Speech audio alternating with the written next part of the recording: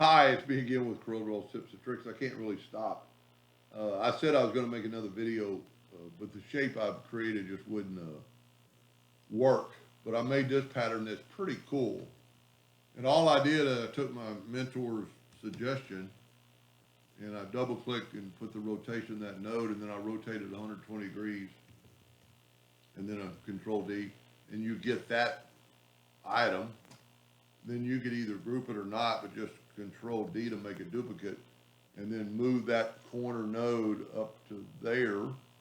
You need to make sure you're there though, because if you're not there on the very first one, you're not gonna be happy when you continue. And then just control D again. Well, actually, let's don't do that.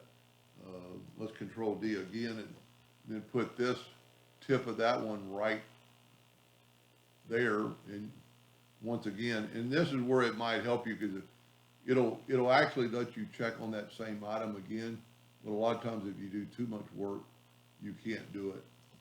One more time, control D. And all I'm doing is taking that corner node and putting it in that sharp corner of there. That's a pretty cool pattern. You know, if you really look at it, it's almost plays mind tricks. I'm just wondering what it would look like with different colors. Anyway, just playing around. Hope that helped. Thank you for watching.